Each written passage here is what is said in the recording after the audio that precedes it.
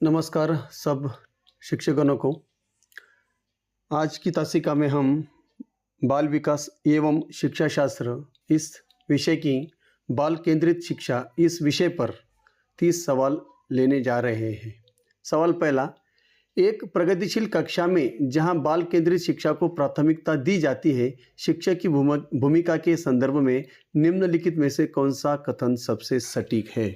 तो यहाँ पर 4 पर्याय आपके सामने दिए हैं। सी पर्याय देखिए, शिक्षक बच्चों को स्वयं के सीखने के लिए संसाधनों और अवसरों का मार्गदर्शक है, क्योंकि प्रगतिशील शिक्षा में शिक्षक की भूमिका एक सुविधादाता यानी फैसिलिटेटर की होती है, जो सीखने के लिए अनुकूल वातावरण बनाता है। इसलिए पर्याय क्रमांक सी इस प्रश्न का सही जवाब है। सवाल दूसरा, जॉन डीवी द्वारा प्रतिपादित लैब स्कूलों की अवधारणा के अनुसार शिक्षा का मुख्य उद्देश्य क्या होना चाहिए? तो यहाँ पर आप देख सकते हो 4 पर्याय आपके सामने रखे हैं।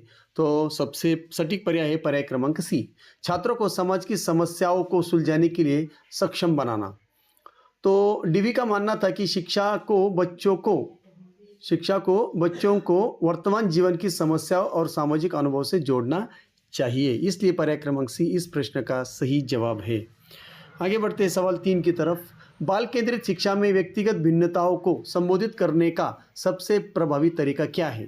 तो पर्याय क्रमांक बी देखिए, सीखने के अनुभव को छात्रों की ज़रूरतों और रुचियों के अनुसार अनुकूलित करना, प्रत्येक बच्चे की विशिष्ट आवश्यकताओं को पहचानना और उसके अनुसार शिक्षण विधियों को बदलना ही वास्तविक बाल केंद्रित दृष्टिकोण माना जाता है। इसलिए पर्याय क्रमांक बी इस प्रश्न का सही जवाब है।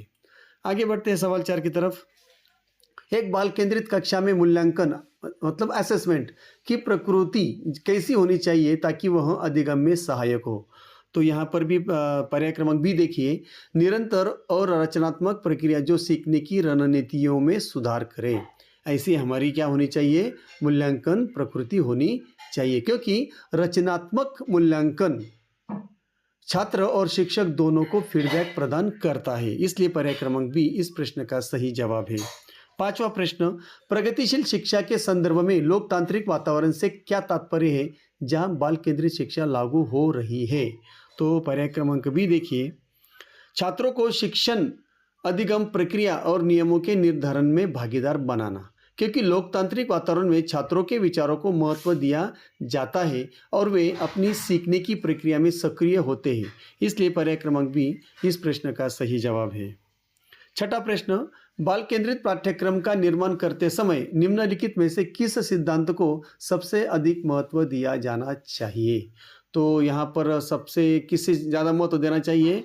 तो यहाँ पर देखिए 4 पर्याय क्रमांक डी देखिए, छात्रों के संज्ञानात्मक सामाजिक संवेगात्मक विकास की अवस्थाओं को महत्व देना चाहिए, क्योंकि पाठ्यक्रम बच्चे की विकासात्मक आवश्यकताओं और क्षमता के अनुरूप होना चाहिए। इसलिए पर्याय क्रमांक डी इस प्रश्न का सही जवाब है। आगे बढ़ते हैं सवाल 7 की तरफ। कक्षा में चर्चा के दौरान एक शिक्षक बालक केंद्रित शिक्षा को कैसे बढ़ावा दे सकता है, विशेषकर जब छात्र गलत उत्तर देते हैं? जब छात्र गलत उत्तर देते हैं तो हमें क्या करना चाहिए? पर्याय क्रमांक बी देखिए, छात्र के गलत उत्तर के पीछे की तर्क प्रक्रिया को समझने का प्रयास करना चाहिए। इससे शिक्षक को छात्र की वैचारिक गलतफहमियों को समझने और सुधारने में मदद मिलती है। इसलिए पर्याय क्रमांक बी इस प्रश्न का सही जवाब है। 8वां प्रश्न, राष्ट्रीय पाठ्यचर्या रूपरेखा एनसीएफ 2005 के अनुसार बालक केंद्रित शिक्षा का समर्थन करने के लिए ज्ञान को कैसे देखा जाना चाहिए? तो ज्ञान को पर्याय क्रमांक सी देखिए, ज्ञान वह है जिसे छात्र सक्रिय रूप से अपने अनुभवों के आधार पर निर्मित करता है। इसे हमें इस तरह देखना चाहिए। इसलिए पर्याय क्रमांक सी इस प्रश्न का सही जवाब है। 9वें प्रश्न की तरफ चलिए।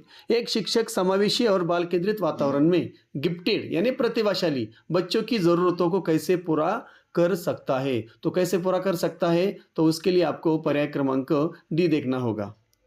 चलो डी देखते हैं। उन्हें अधिक चुनौतीपूर्ण कार्य और स्वतंत्र शोध के अवसर प्रदान करने चाहिए। इसलिए पर्याय क्रमांक डी इस प्रश्न का सही उत्तर होने वाला है, क्योंकि प्रतिभाशाली बच्चों को उनके मानसिक स्तर के अनुसार जटिल और समृद्ध सामग्री की आवश्यकता होती है। इसलिए पर्याय क्रमांक डी इस प्रश्न का बिल्कुल सटीक उत्तर है। आगे बढ़ते हैं सवाल 10 की तरफ। निम्नलिखित में से कौन सी गतिविधि बाल केंद्रित शिक्षा करके सीखने यानी लर्निंग बाय डूइंग सिद्धांत को सर्वोत्तम रूप से दर्शाती है? तो कैसे दर्शाती है? तो पर्याय क्रमांक सबसे आखिरी का देखिए, एक स्थानीय समस्या पर छात्रों द्वारा समूह में प्रोजेक्ट और फील्ड सर्वे करना। तो इस तरह से पर्याय क्रमांक डी इस प्रश्न का सही जवाब है। 11वां प्रश्न, प्रगतिशील शिक्षा में शिक्षण सामग्री का चयन करते समय शिक्षक को क्या ध्यान में रखना चाहिए? क्या ध्यान में रखना है शिक्षक सामग्री का चयन करते समय? तो सामग्री बच्चों के वास्तविक जीवन के अनुभव और संदर्भों से जुड़ी होनी चाहिए। पर्याय क्रमांक डी। अब क्योंकि संदर्भित शिक्षण सामग्री बच्चों को अर्थपूर्ण तरीके से सीखने में मदद करती है, इसलिए पर्याय क्रमांक डी इस प्रश्न का सही उत्तर है। 12वां प्रश्न देखिए, बाल केंद्रित शिक्षा में अनुशासन यानी डिसिप्लिन की अवधारणा पारंपरिक शिक्षा से किस प्रकार भिन्न है? अब पारंपरिक शिक्षा से अनुशासन, बाल केंद्रित शिक्षा में अनुशासन किस प्रकार भिन्न है? तो इसलिए हमें पर्याय क्रमांक सी देखना पड़ेगा। बाल केंद्रित शिक्षा अनुशासन और जिम्मेदारी की भावना विकसित करने पर जोर देती है, क्योंकि यह बाहरी डर के बजाय आंतरिक बोध और लोकतांत्रिक भागीदारी से अनुशासन आता है, इसलिए पर्याय क्रमांक सी इस प्रश्न का सही उत्तर है। तो यहाँ पर आगे बढ़ते हैं सवाल 13 की तरफ। पियाजे के संज्ञानात्मक विकास के सिद्धांतों का बाल केंद्रित शिक्षा पर क्या प्रभाव पड़ रहा है? तो पियाजे के संज्ञानात्मक विकास के सिद्धांतों का बाल केंद्रित पर क्या प्रभाव पड़ रहा है? तो उसके लिए हमें क्या करना पड़ेगा? उसके लिए हमें चारों पर्याय को देखना पड़ेगा।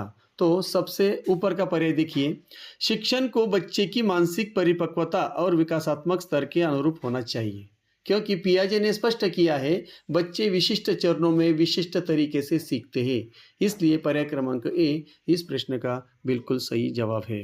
आगे बढ़ते हैं 14वें प्रश्न की तरफ। एक शिक्षिका अपनी कक्षा में यह सुनिश्चित करना चाहती है कि उसकी शिक्षण विधि बाल केंद्रित है, उसे निम्नलिखित में से क्या करना चाहिए? तो क्या करना चाहिए? तो पर्याय क्रमांक आप सी देखिए, छात्रों को अपनी पसंद के विषयों पर शोध करने और रिपोर्ट तैयार करने की अनुमति देनी चाहिए, क्योंकि यह छात्रों की एजेंसी और रुचि को प्राथमिकता देता है, इसलिए पर्याय क्रमांक सी इस प्रश्न का सही जवाब है। आगे बढ़ते हैं 15वें प्रश्न की तरफ। लेव वाइगोस्की के समीपस्थ विकास के क्षेत्र यानी जेडपीडी का बाल केंद्रित शिक्षा में क्या महत्व है? तो क्या महत्व है? पर्याय क्रमांक सी देखिए, यह शिक्षक को यह समझने में मदद करता है कि बच्चे को कब और कितनी सहायता यानी स्कैफोल्डिंग की आवश्यकता है, क्योंकि जेडपीडी के भीतर सही सहायता बच्चों को उच्च स्तर की समझ प्राप्त करने में सक्षम बनाती है, इसलिए पर्याय क्रमांक सी इस प्रश्न का सही जवाब है। 16वां प्रश्न, बाल केंद्रित शिक्षा में खेल विधि का मुख्य उद्देश्य क्या है? तो क्या है? तो खेल विधि का मुख्य उद्देश्य क्या है? पर्याय क्रमांक बी देखिए, सीखने की प्रक्रिया को स्वाभाविक, आनंददायक और तनाव मुक्त बनाना, यही खेल विधि का मुख्य उद्देश्य है, इसलिए पर्याय क्रमांक बी इस प्रश्न का सही जवाब है। आगे बढ़ते हैं सवाल 17 की तरफ।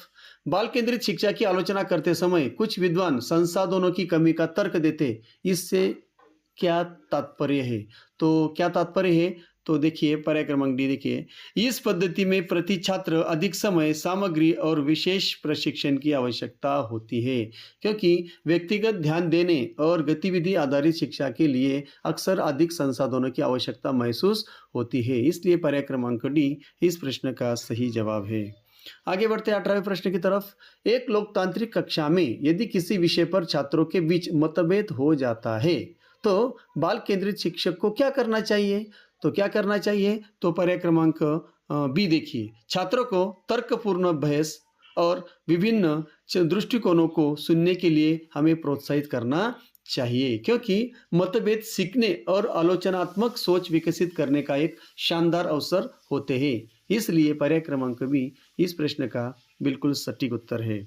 आगे बढ़ते हैं 19वें प्रश्न की तरफ। बाल केंद्रित शिक्षा में त्रुटियों को किस रूप में देखा जाता है? तो यहाँ पर पर्याय क्रमांक बी देखिए, सीखने की प्रक्रिया का एक अनिवार्य हिस्सा और छात्र की सोच की अंतर्दृष्टि के रूप में त्रुटियों को देखा जाता है। इसलिए पर्याय क्रमांक बी इस प्रश्न का सही उत्तर होने वाला है, क्योंकि गलतियां बताती है कि छात्र कैसे सोच रहा है और अधिगम प्रक्रिया कहाँ तक पहुंची है।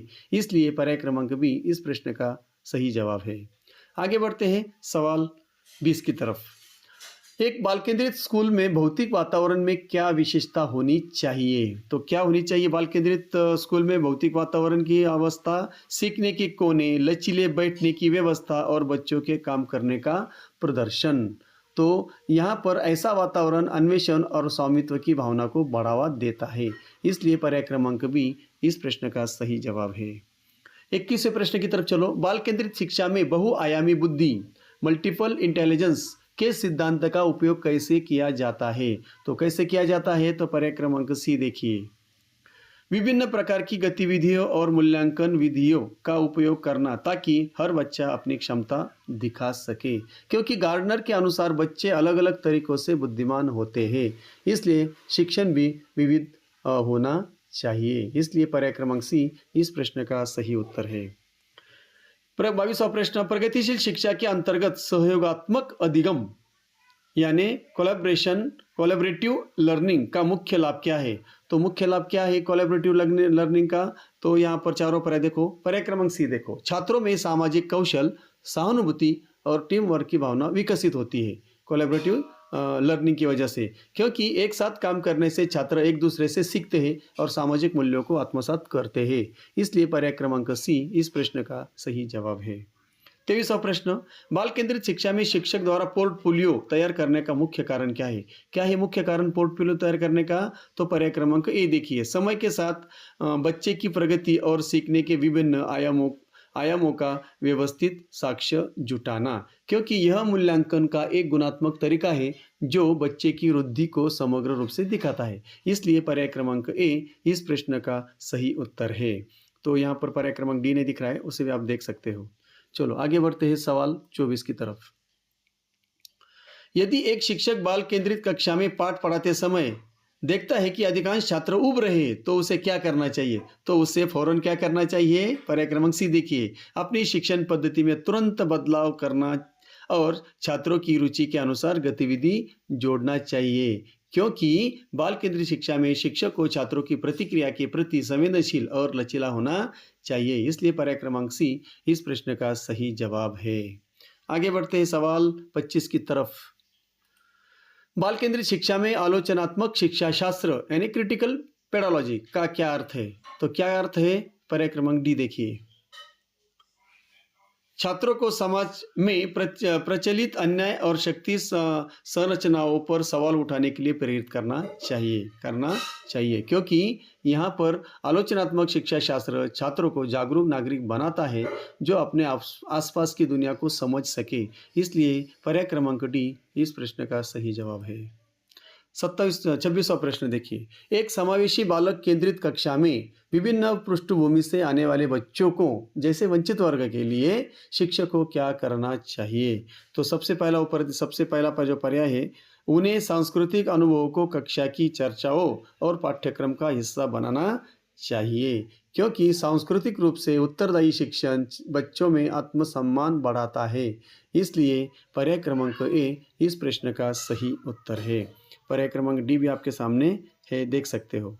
चलो आगे बढ़ते हैं 27 की तरफ। बाल केंद्रित शिक्षा के समग्र सिद्धांत में क्या शामिल नहीं है? देखो यहाँ पर हम गलती से सवाल पढ़ लेते हैं तो यहाँ पर गलत उत्तर आ सकता है। तो हमें शामिल नहीं है यानी निगेटिव सोचना है। क्या है? शामिल नहीं है। तो क्या शामिल नहीं है? केवल शैक्षणिक विषयों में उच्च अंक प्राप्त करना और ग्रेडिंग यह शामिल नहीं है। केवल अंक प्राप्त करना समग्र विकास नहीं, यह केवल संज्ञानात्मक पक्ष का एक संकुचित हिस्सा है। इसलिए पर्याय क्रमांक डी इस प्रश्न का सही जवाब है। आगे बढ़ते हैं 28वें प्रश्न की तरफ। बाल केंद्रित शिक्षा में स्वनियमित अधिगम से क्या अभिप्राय है?